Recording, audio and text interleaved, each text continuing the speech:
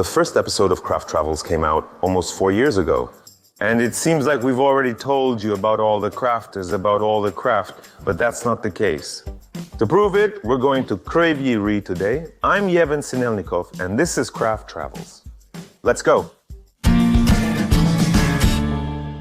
I'm Yura, this is Platon and Ilona. Together we're Ukrainian Kitchen Crafts, and we make products from Ukrainian wood.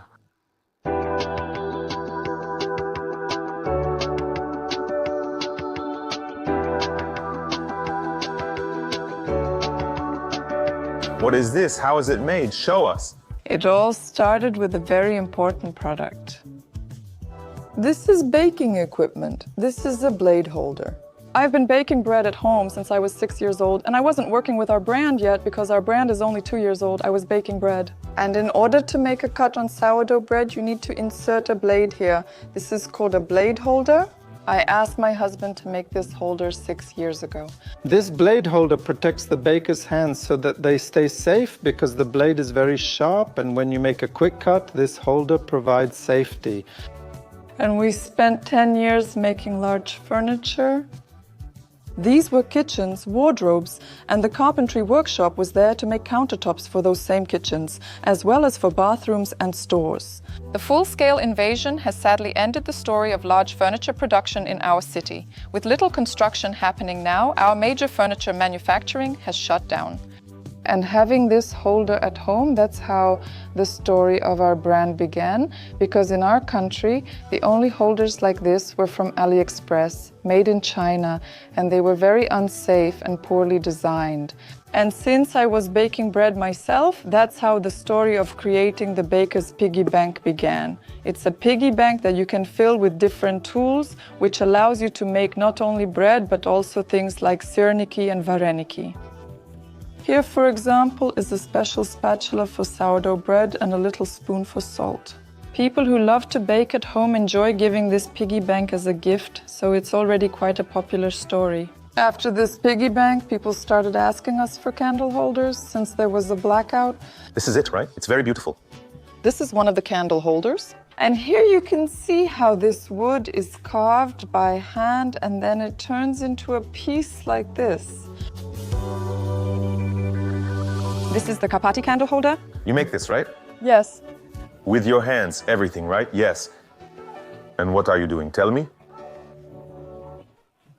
He helps us with all of this. He helps us participate in different markets. Our favorite is Courage. He also helps us deliver all this to the post office, so he is our man too. Yes, may I introduce myself to you? You are in charge of production. You are in charge of sales. Distribution, sales, yes. A perfect couple. All right, you asked about him. Only sometimes we switch, sometimes Ilona spreads the butter and I go to the post offices.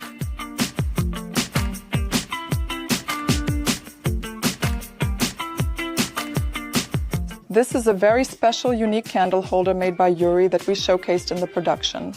A girl wrote to us that she wants something that no one else has. Something like this, so that it looks like mountains. And it became a bestseller. People buy it from us, and different people see it differently. Well, it doesn't remind everyone of the Carpathians. Some see a little dragon, others see something else. Some see mountains. It reminds me of my wife, sorry. Cool. There might be something. Well, there is something, it's pleasant to the touch, and it's like, you want it. That's why we showed how much work it takes to make it so pleasant, how much has to be sanded by hand, and it's quite painstaking work. And then people started asking us about plates. No, actually, people have probably been asking us about plates since last year. When will there be plates? When will there be plates? We gave in and tried to make them. We gave in and tried. This is scorched wood, burned with fire. And in this way, the soot is rubbed into the pores, covered with oil wax, and this wood becomes even stronger. This is a very ancient technology for preserving wood in general. In this way, such wood can last for centuries, just like this one here. The special feature of our plates is that they are made from solid wood without the use of glue, so there are no joints here. And it was in such plates that our ancestors cooked and bathed children, because they did everything by hand, and it was this handmade craftsmanship that allowed these items to last for centuries. And what about the wood? If I eat from it, can I put it in the dishwasher, for example, or how should I wash it? Unfortunately, you can't put it in the dishwasher, but we include care instructions to tell people how to take care of it so that the wood keeps looking the same. The only thing you can't do is use the dishwasher, because while the wood itself can withstand the dishwasher, the protective layer of oil and wax that we applied will just be washed off very aggressively. We do it without a lathe. Without a lathe? Yes, yes, yes. They do it by hand, the same way. We pick the center, and however the tool goes, that's the shape we get. Well, your view on the tool? Hands. Probably, yes, a view.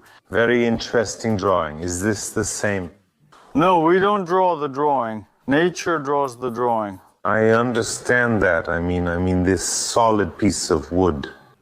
And can we show it now? We can, yes. Here it is lying on top. This is basically birch bark. Birch bark, or in other words, elm. The birch bark, known as karagash to locals, is special because it's from Kryvyi Rih. The tree was cut in Kryvyi Rih, pruned along the roads for sanitary reasons, and is now being worked on. This bark differs from birch bark in the forest.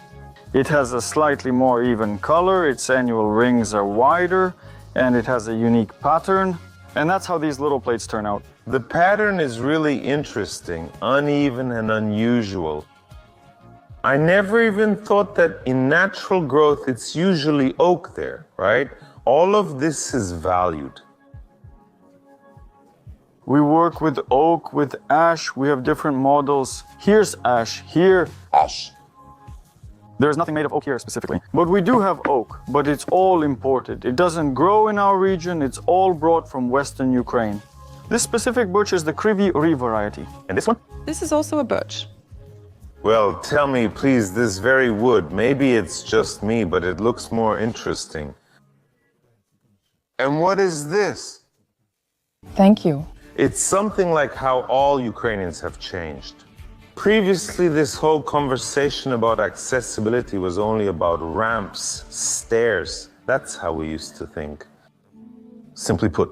And what was written in the rules when you open something? And now, after living through the war for a while, you realize that something as simple as slicing bread is hard when you don't have a second hand. And some salo to go with the bread. And some salo to go with the bread. We've gotten a lot of feedback. One woman said her husband always waited for her to eat so she would cook for him. Or if I didn't have time, he would wait for me. Now, thanks to this board, he can be independent at home. This is very important. This is Kryvoriska birch bark. Birch bark, is there a lot of it in general? Yes, they even sell it further, but we are holding it back. It's hard for us to extract it. The wood was cut down, sliced into boards at the sawmill, and then loaded into the dryer. In the dryer, it stays from 1 to 3 months, depending on the thickness and the type of wood. It dries there under the right conditions, with the humidity constantly changing. And only after a month or 3 can we start working with it. We can go to the person and pick it up. And if you don't let it dry, will it warp? It will crack and warp, and oil treatment won't help. There are many nuances to consider. It won't be smooth, it won't be sanded. One more small observation. If you want to start a business, there are a lot of nuances in everything. You need to understand what you're doing and how to make it smooth so it's really tactile. So do business in something you at least understand a little. Or something you're really interested in. Or something you're really interested in, so you want to dig into it and figure things out. A young man, around 20 or 21 years old, approached us because he's interested. This isn't his main job. He works with Belaz trucks, turning wrenches. He comes to us on his days off.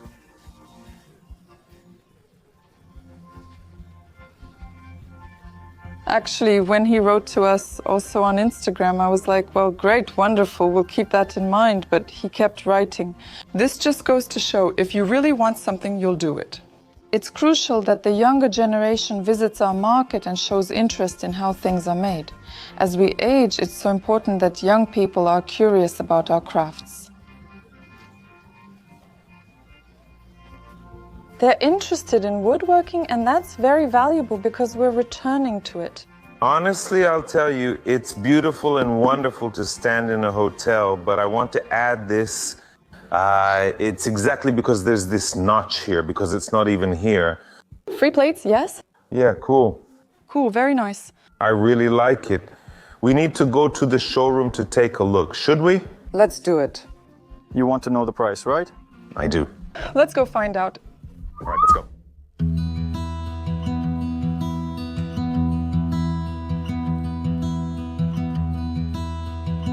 The problem is, friends, that while we were driving from the workshop to the showroom, Moose already grabbed this dish and said, "This is mine." He says whoever says it first gets the only one available. So before we start, this is mine and this is mine. Wow, it found you.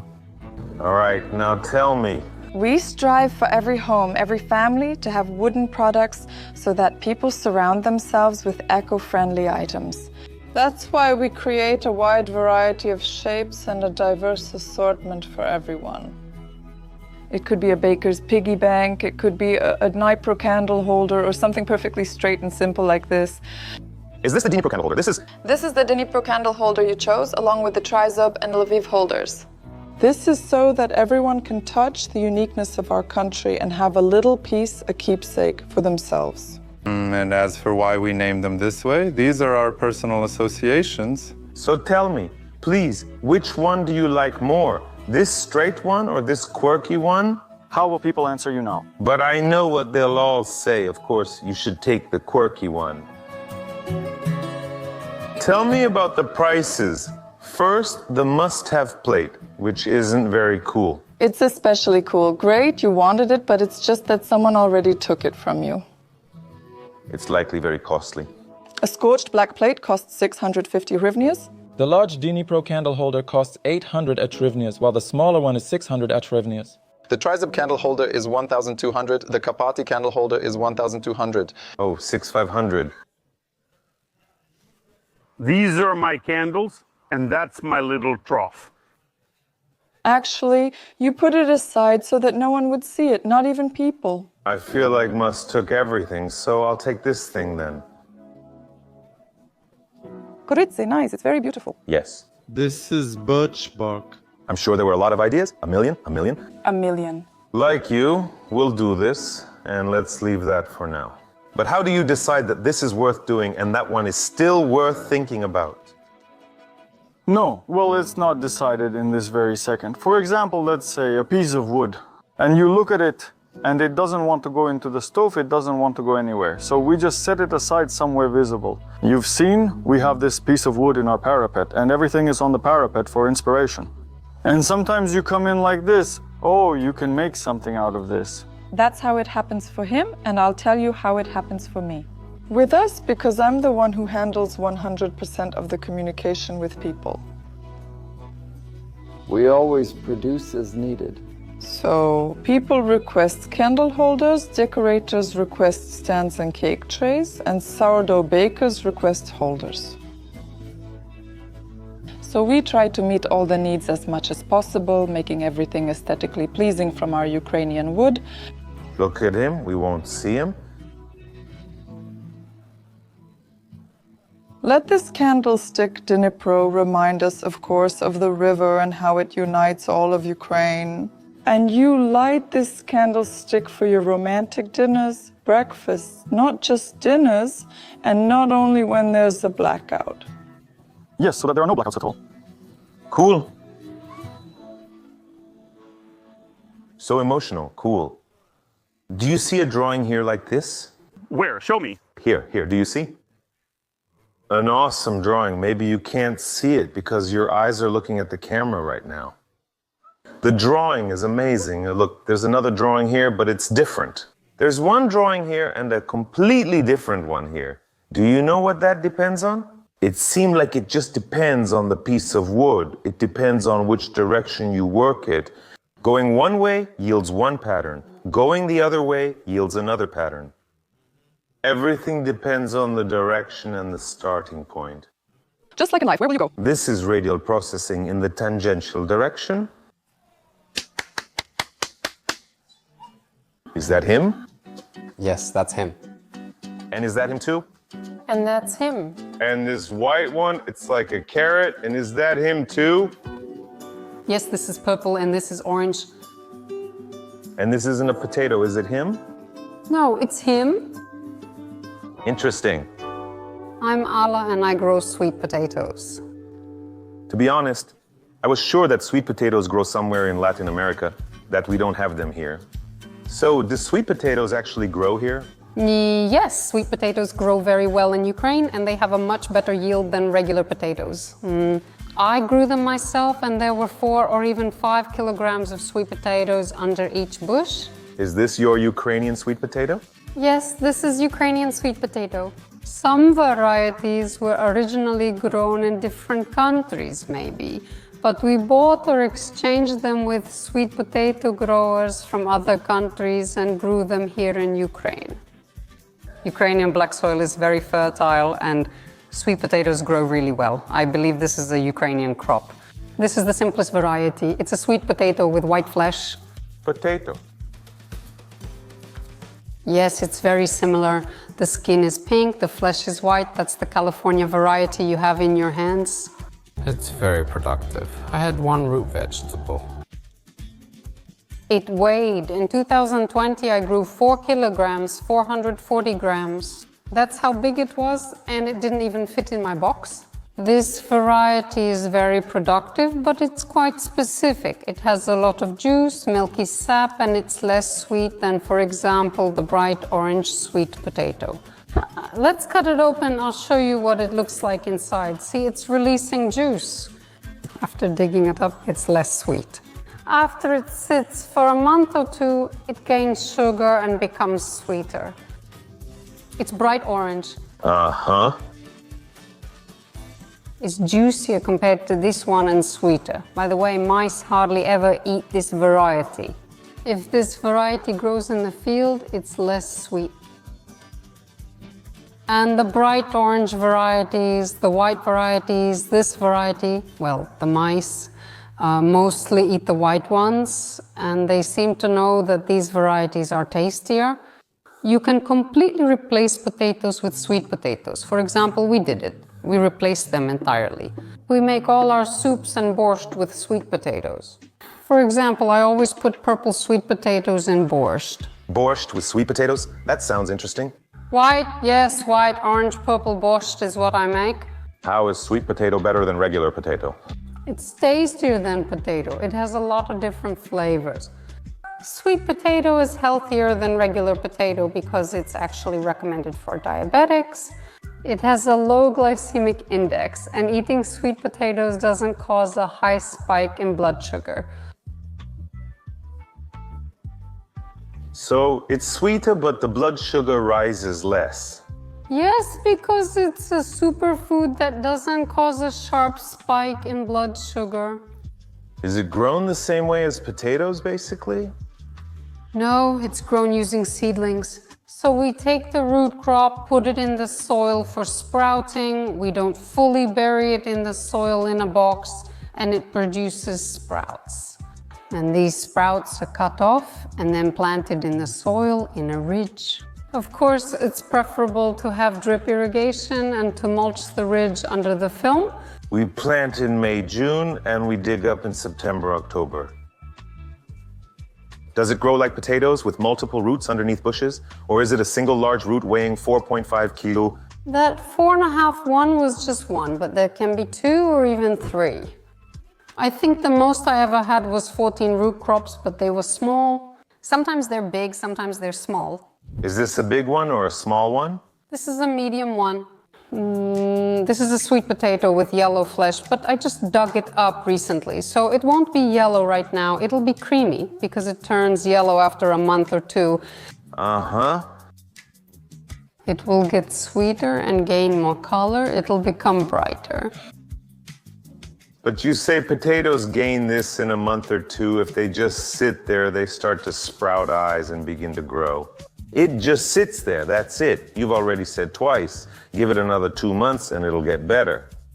After they dig up the sweet potato, I wash it and it has to go through a curing process. That means exposing the sweet potato to high humidity, 70 to 90%, and high temperature.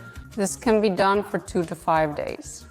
After that, its wounds heal from when it was damaged during digging. The skin becomes tougher and it will be stored better. After that, it can be stored for up to 2 years in general. After that, it tastes better and becomes brighter. Can you make mashed potatoes out of it? Yes, you can make mashed potatoes from any sweet potato. We really love mashed potatoes with garlic. We make it, fry some garlic with rosemary, and then make mashed potatoes and add it in. We've made purple, orange. Well, you can make it with any kind. But for those people who are trying sweet potatoes for the first time, I would recommend not mashed potatoes, but to try food fries, as you say, or potato pancakes. The Ukrainian dish daruni will almost certainly be liked by people. Daruni with sweet potatoes. Borscht with sweet potatoes, daruni with sweet potatoes. I'm just checking these off my list. You have to try this, taste it. We still have the purple varieties left. This is Okinawan. It also has white skin, but inside it's purple. This is a type of sweet potato that is grown and eaten by the Japanese from Okinawa Island. By the way, they are considered long livers there because they mainly eat plant-based foods, rice, and about 70% of their diet is this kind of purple sweet potato. This variety was very difficult to grow. I dug it up, but there was nothing there. This year, the 5th year I've been growing it, I actually managed to get some kind of harvest from it. How long have you been working with sweet potatoes? In total, this is already the 11th season. We've been growing sweet potatoes for 11 years. Even now I'm a sweet potato grower, but 11 years ago it was something really unusual. How did this idea come to mind? My parents used to grow sweet potatoes. That was probably about 30 years ago. I like the process itself because my mom planted a potato and a plant grew from it. She cut that plant, planted it in a cup, and it kept growing in the cup. She cut it again, and both this one and that one kept growing. This is the propagation process. I remembered it and decided to order sweet potatoes online, which I found the first couple of years when we grew it, we didn't realize how delicious this crop is, how healthy it is. We just thought, well, sweet potatoes are sweet potatoes. We just ate a little bit of it. My relative once called and said, Allah, I dug up 500 grams of tubers. And I responded, oh, cool. Then my mom called about a month later and said, Allah, I dug up 1 kilogram of tubers. Oh, I got even more. I thought I need to plant more. Maybe I can grow even more. Well, and that's how I got interested. This passion for sweet potatoes, as I understand it, was like, let's try it. Why not? And it turned into a business. How did it happen? We should go to the production site and show it. Let's do it. Shall we go? It's nearby.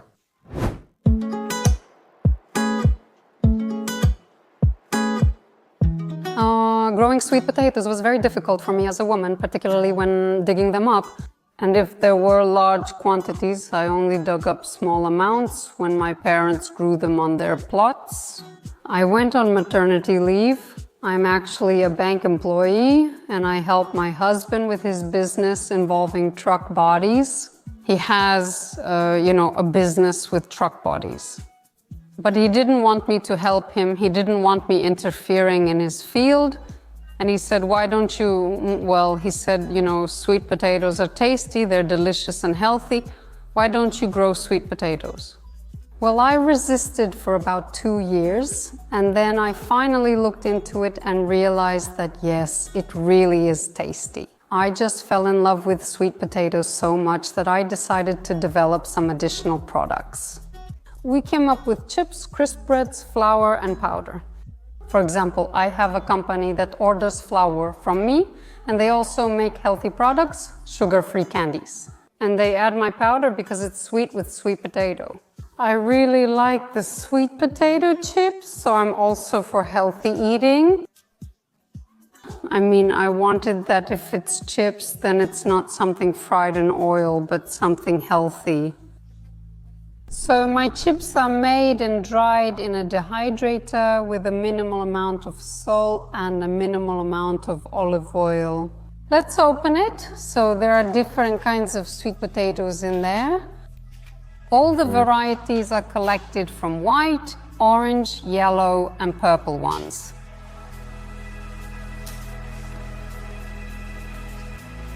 They're firm, they're not standard. Maybe not everyone will like them, but many people do, and they also like her chips. No, it's tasty. They're healthier as snacks, and you can use them as a snack for kids to take to school. The difference with regular chips is that there, you're eating the spices. I don't just feel it, I taste the real product. Yes, there's a little bit here. Just to slightly balance out the sweet taste, I add a small amount of salt. I thought chips were just chips, but have you seen this powder, these crackers? You can also try these crackers. Wait. Come on, let's all wait. Rayada Chernimak, do you think he's working now? He's just sitting there watching his son eat. He's eating right now as well. I hope so. By the way, let me know if you're eating right now, and in general, have you ever tried sweet potatoes? Crisp breads? Mainly sweet potatoes. There are sweet potatoes, flax, and sunflower seeds. It's so crunchy, but at the same time, it's delicate and tender. Here, you have to break it and it should open up, but here it crumbles like a cookie. It's a little bit sweet, just a little, only at the very end. And in the middle, there's a taste of flax, which is rich. It tastes just like crisp bread. If you feel like this is sweet potato, then you really want to put some herring here, or maybe some lightly salted salmon.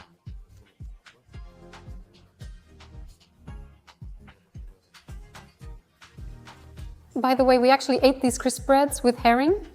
Very tasty. Well, is it tasty? Very tasty crisp breads. Crisp breads and crisp breads, right? Crisp breads, tasty crisp breads. Oh, the specialist has stood up. I heard the word tasty. We still need to try it somewhere else. The idea was to have bread without flour. So that there would be no gluten, no flour in it. Is herring tasty? We need some. Well, this is tastier for me, let's say, than those grain crisp breads. 100%. I mean, I wouldn't just take it and eat it like a piece of bread. But if you put something on it for a sandwich, it's much richer in flavor than those bland diet crisp breads. You can take it with you on the road and eat it instead of chips. Try the chips. Our program format is changing a little bit. I will be filming it myself now and telling you about it while they will be eating. I want to ask, what is this? This is a dye made from purple sweet potato. It's 100% purple sweet potato. You can use it in candy, making bread, any kind of pastry. And you can also add it to lattes, you know, like matcha. This will be like a pink matcha. I saw that in China they sell powder made from purple sweet potatoes, so I tried to make it myself. How much of this product do you get in a season? I'm just curious. I mean, it's hard to grow. It's not always available. You've been working with sweet potatoes for 11 years. You're a professional sweet potato grower. And now I see there aren't any big deposits here, so you don't get much of it. For now, I'm working alone. My husband helps me. He's been serving for 3 years, and we're waiting for demobilization, and then I'd like to expand the land and really maybe rent a workshop for processing and start working on that. So for now, almost everything I do is made to order. Zhenya, are you full? Do you want some more? No, you should try it. It should be tasty. We'll try it afterwards.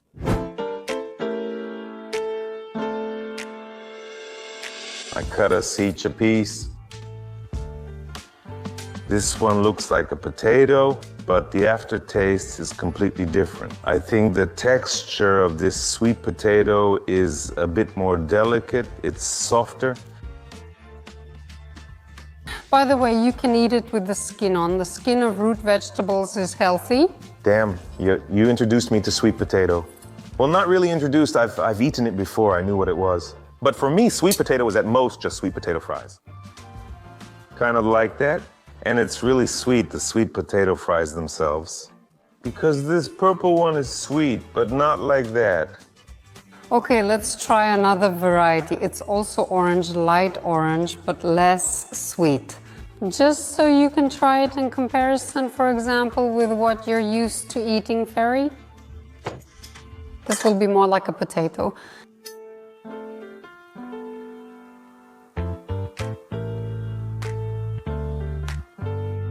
If I didn't know this was sweet potato, I would pay more attention to the strange texture of this potato. So that it's really soft and creamy, well, I would never say this is sweet potato. In a month or two, it will be a little sweeter, but it will still have a potato-like texture. And if someone wants to replace it so it's not so sweet, these varieties can be used. Interesting. These are the #1 crisp breads. I really like the chips, but the crisp breads are #1. Yeah, by the way, almost 99% of people will like the crisp breads. Please try those crisp breads as well.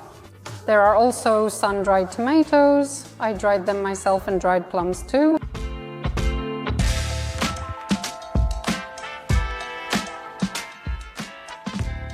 They go well with everything.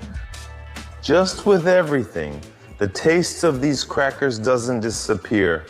Neither cheese, nor olives, nor sun-dried tomatoes overpower them. You can taste both the tomatoes and these crackers.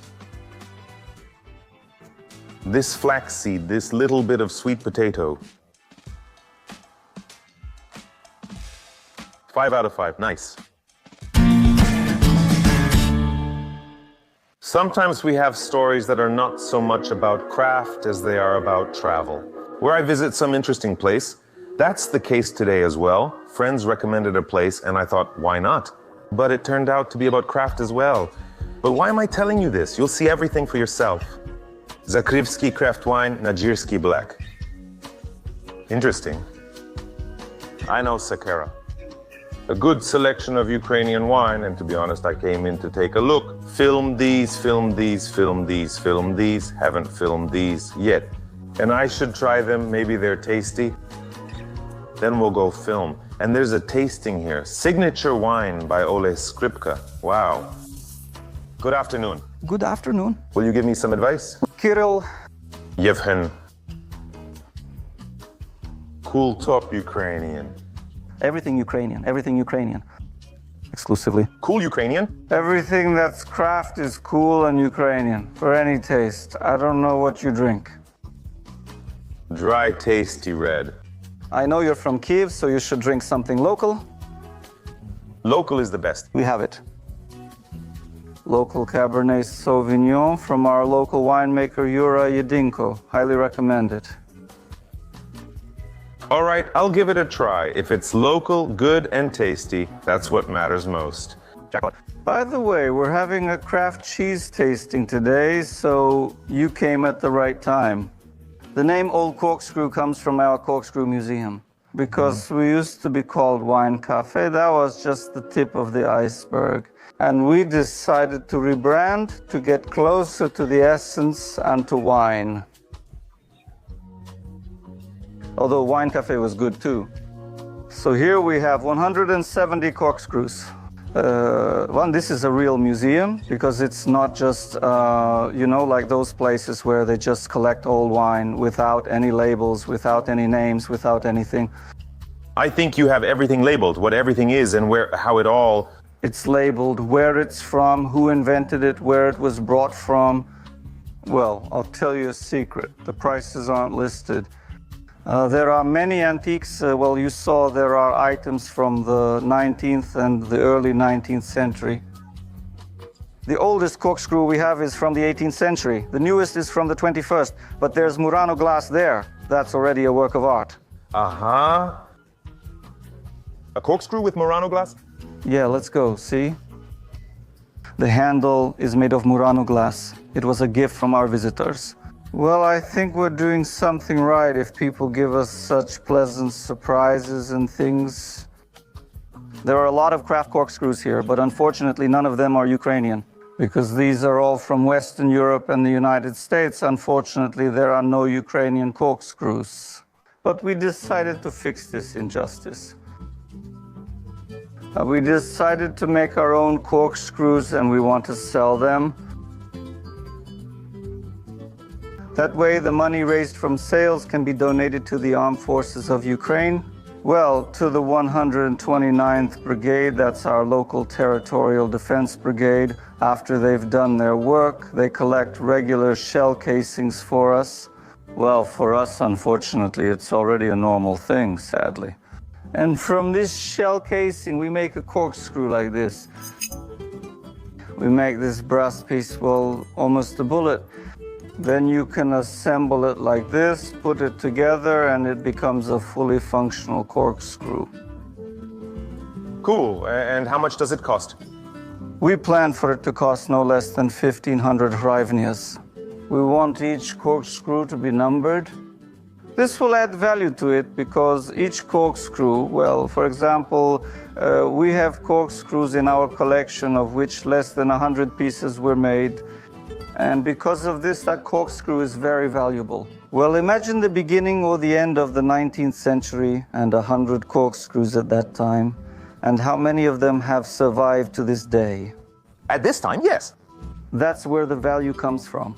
Each corkscrew will have its own certificate, and there will be a thank you for the donation from the soldiers of the 129th Brigade of the Armed Forces of Ukraine.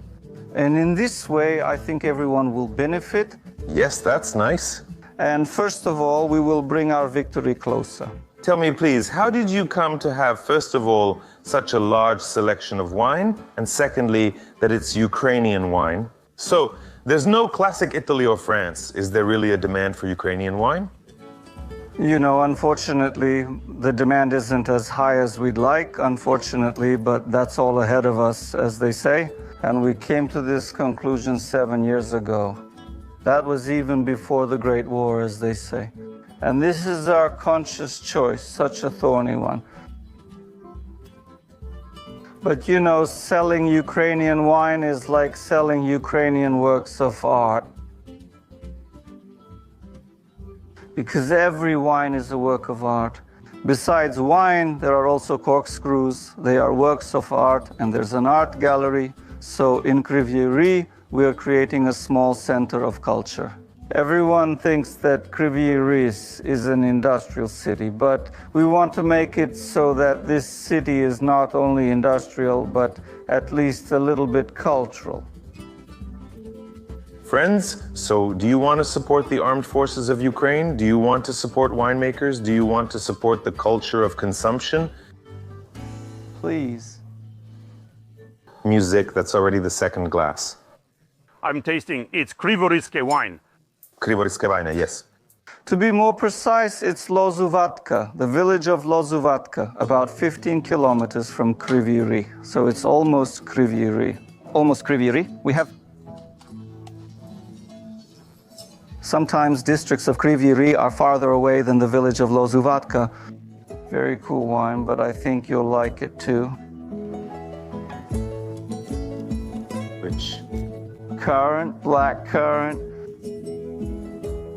It's so rich and has a very pronounced tartness.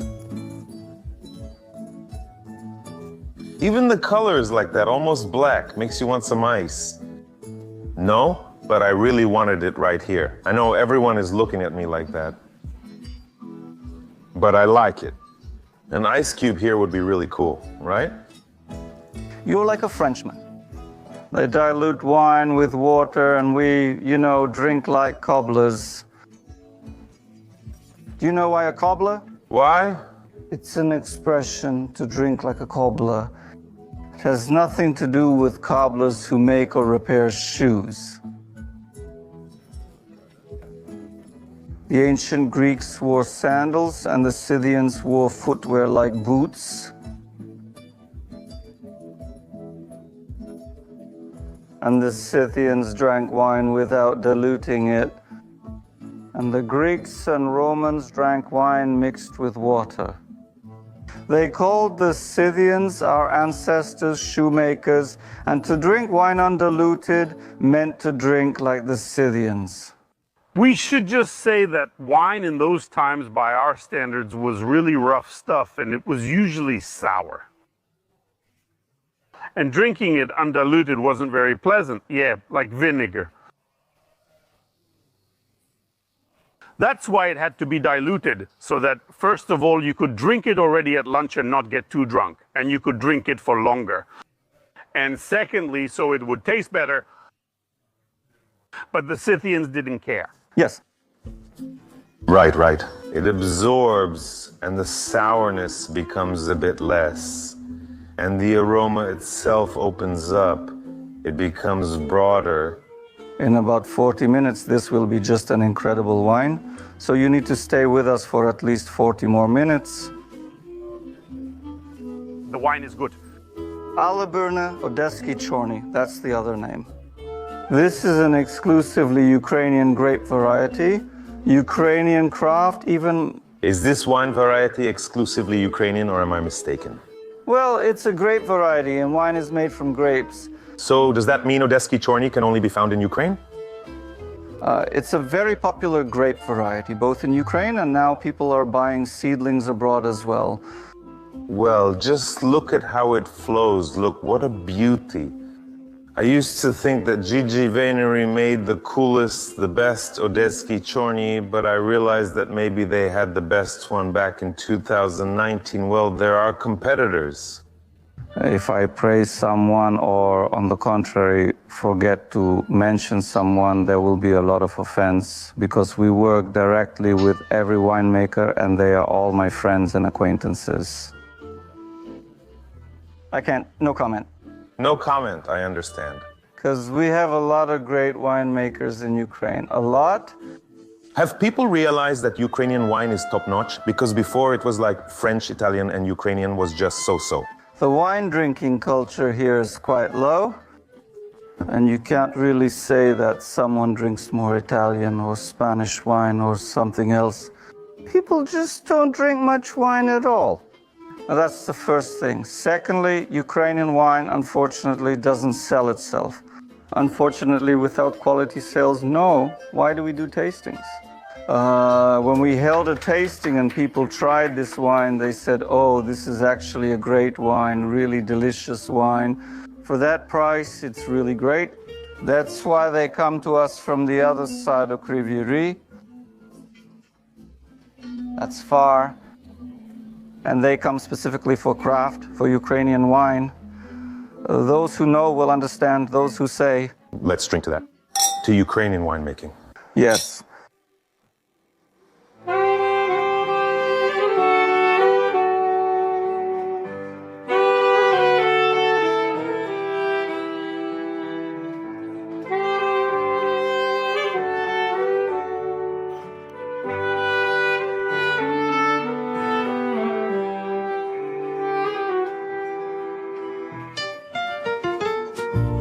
But Kryvyi Rih wine is not the only craft in this story. It turned out that they also make... Oh, I'm spoiling everything for you again. You'll see now. I'm Volodymyr. I make craft cheese from goat's milk. What is wine without cheese? None, none. Tell us about your own cheese.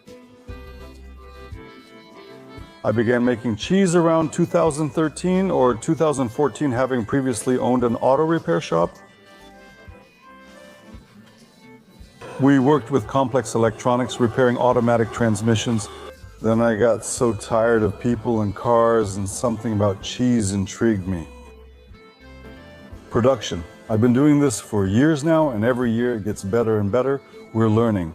I'm currently mastering French cheese technology, which you can try. Were you satisfied? Absolutely. You'll instantly notice these cheeses are different from what you usually buy. Which ones should I try? This cheese here, which visually resembles the French cheese Charlie. Oh, it's soft. Crumbly and very tasty. That's a feature of these cheeses. As they age, the longer they mature, because every cheese has its own shelf life. It starts to soften from the edge of the rind and it becomes like caramel. This cheese is only 9 days old, so this cheese matures in 9 days. Tenderness. This cheese is probably about 3 weeks old. This cheese is probably about a month old. It already has such a soft texture. Just imagine, there's this kind of children's cottage cheese. Very, very soft, very, very tender. That's what this is like. You put it in your mouth and it just melts. It wraps around like that. Yep. And a very delicate, very gentle taste. All these cheeses in France are made only by hand. These cheeses are not made at large factories. It's only manual labor.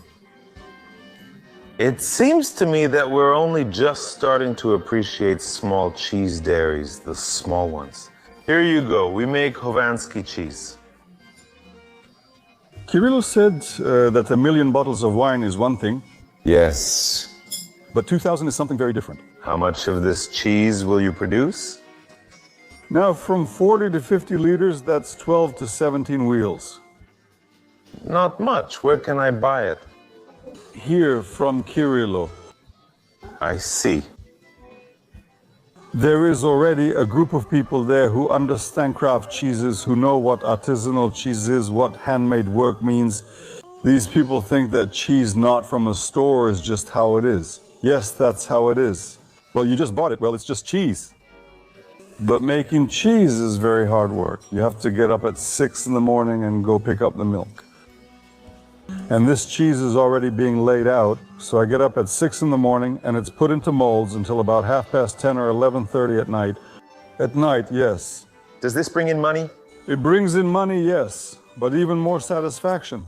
More satisfaction.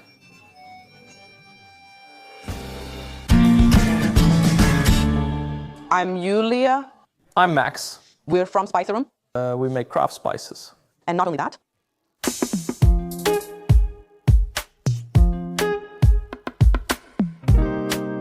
So tell me more.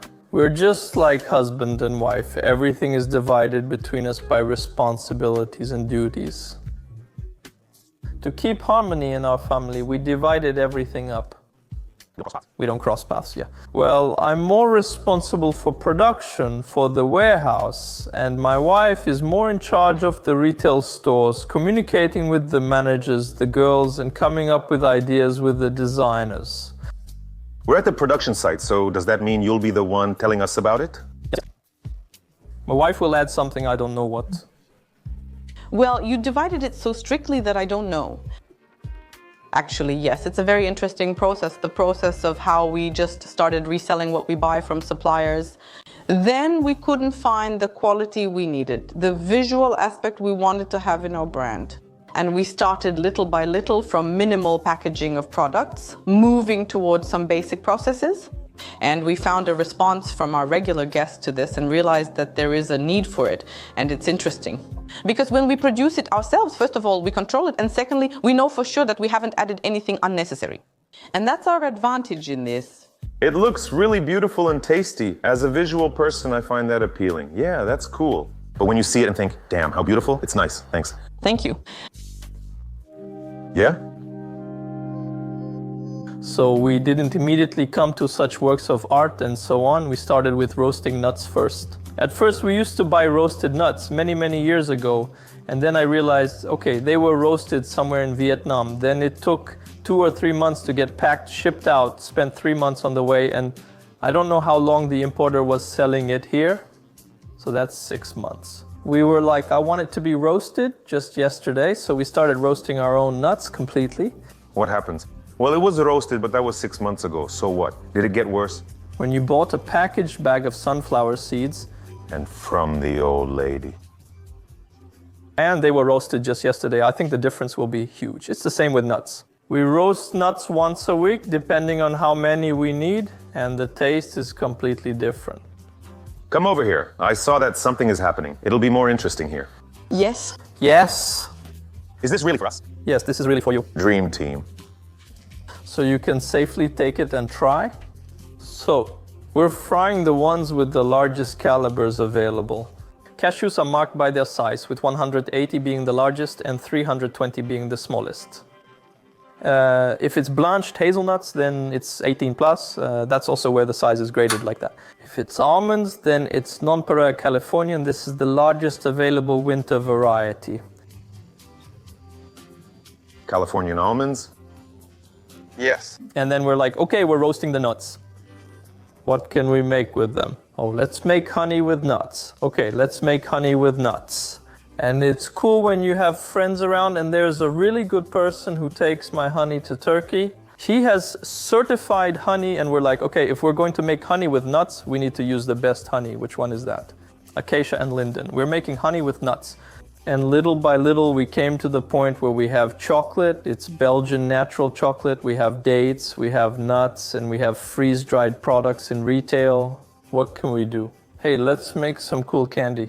Maybe someone else makes it, but we'll do it the way we can, the way we imagine it.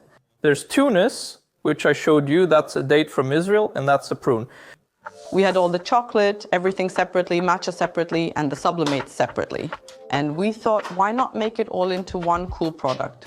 So we only lack some minimal equipment that we need to buy for tempering chocolate, to train the team, and so on. So it's a very simple process, and you'll see this with granola and other products as well. For making granola, all we were missing were the oat flakes, everything else we already had.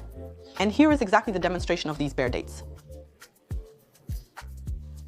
Tunisian size stuffed with almonds. Is this already with almonds? Yes. Israeli size.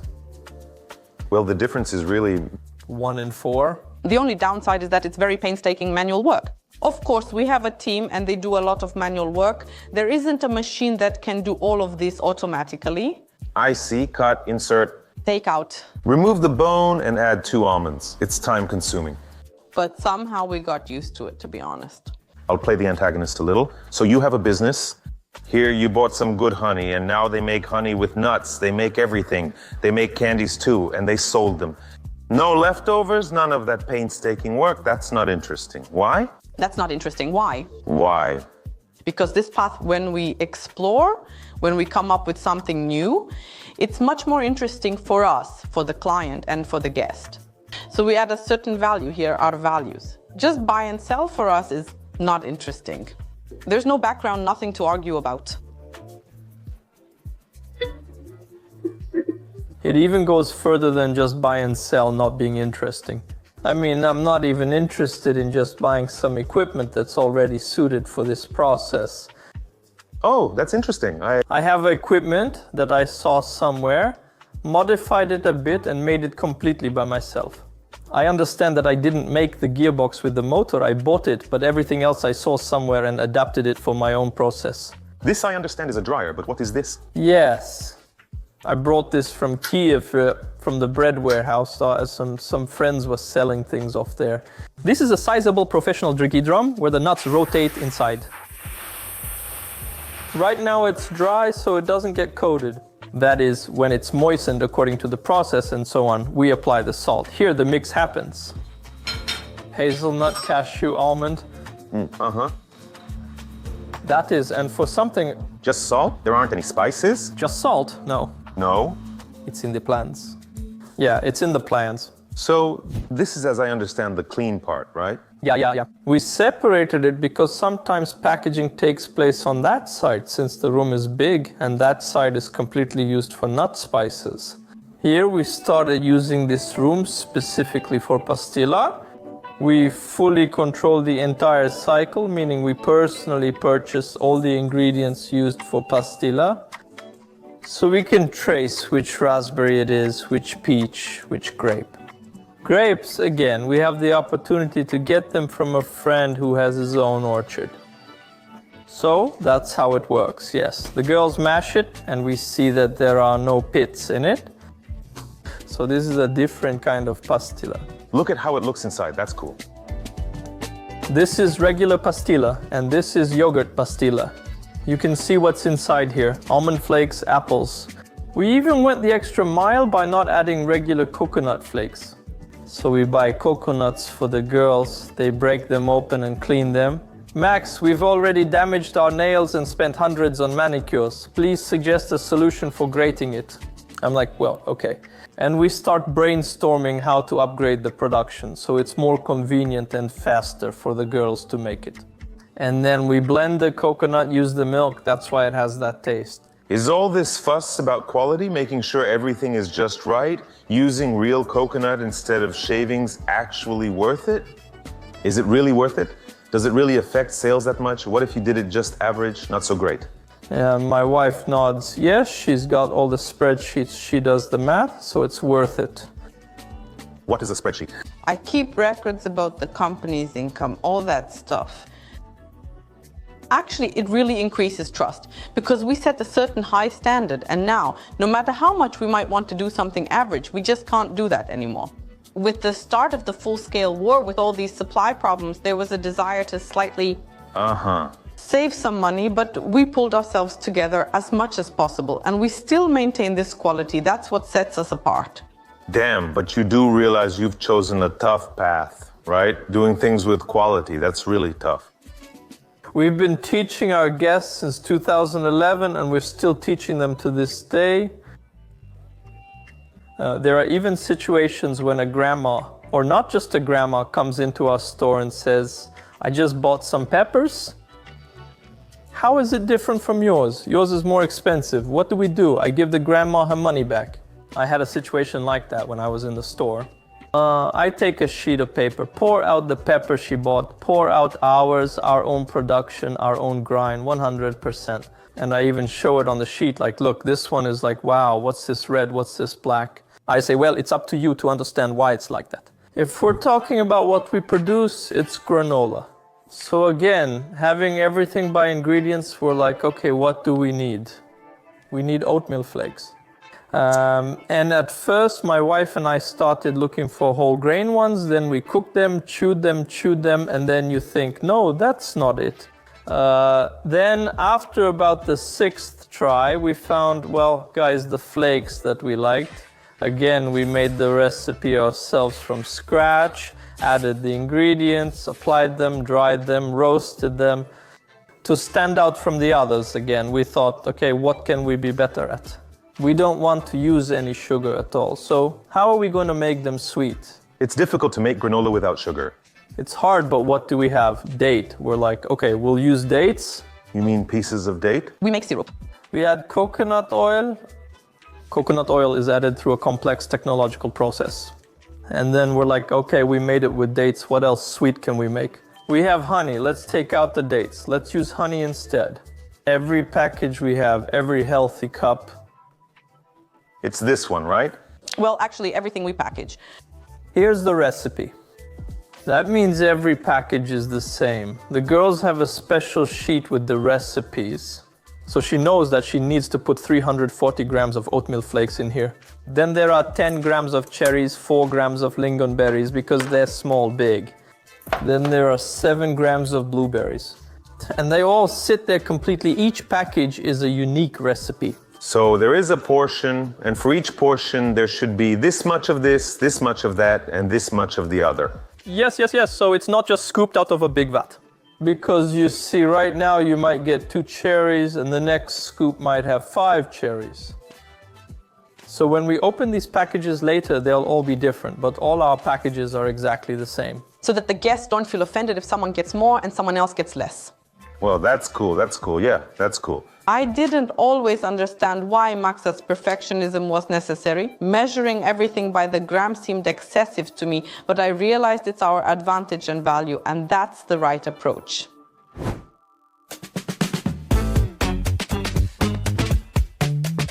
We also have tea in our assortment. It just happened that when we started working with spices back in 2011, we only had spices, just 2 square meters. After a while, people started coming in and asking if we were selling tea, but we clarified that they were actually spices. And then again, is this tea? No, it's a spice. Is it tea? No, it's a spice. And my wife and I thought, why don't we add tea? So we added tea. Why is it in jars? Because we see a large variety of different products here. We started packaging it in jars so that we could make gift sets. Is the tea from India or somewhere else? Sri Lanka, India. And where do the herbal blends come from? This is Poltava Kabeleki. We used to work with Kabeleki, and now we've come back working again now. So this is gathered here in Ukraine. For example, Poltava is an ecologically clean area, and thyme, linden, they have very rich and intense flavors there, and we added them to our assortment. Let's discuss spices. How did it begin? Here's what I know. It all started with a package like this. Zip, as someone calls it, with a zipper. We even once, when we just started selling, we sold this kind of bag, but in a smaller size in retail stores. And you have to grow with every minute. And we switched, now we have cool bags, craft paper ones.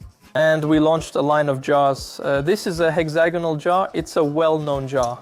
Actually, it's the best. It saves space and the logistics are convenient. The logistics, it's a well-known jar. In Ukraine, my wife and I once had a dream before COVID and the war to bring our own jar, but for now it's just a dream because it needs 50.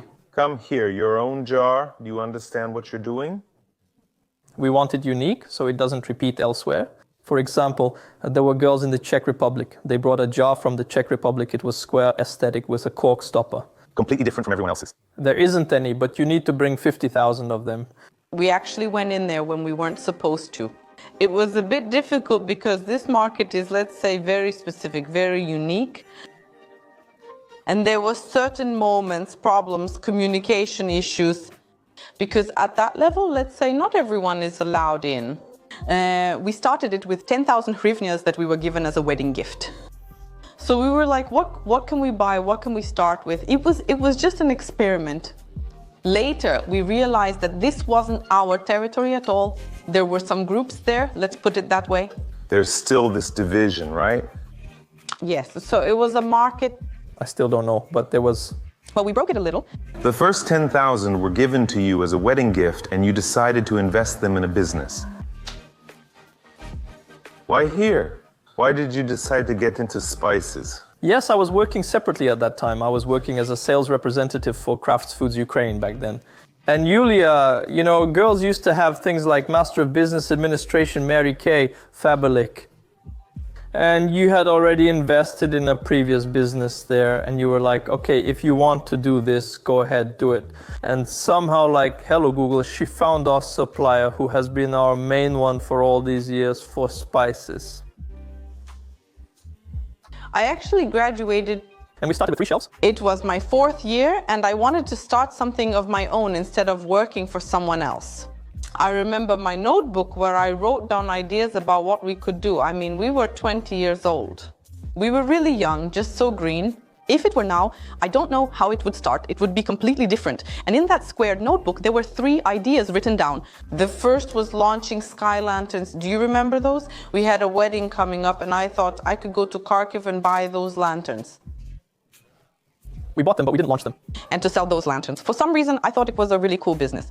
I wanted to open a clothing store, but realized 10,000 hryvnias would only cover the cost of hangers. And that's where the business would end. Then we were just spontaneously walking around Poltava in one of the shopping centers and saw a spice kiosk. I said, we only have that at the market, not in any small shops. I wish I could say that my love for cooking started from a passion for exploring flavors, but the truth is it began simply from a desire to try something new. And this very attempt showed that if you follow certain principles, rules, and so on, basically you can grow a powerful brand from any ethical, legal business.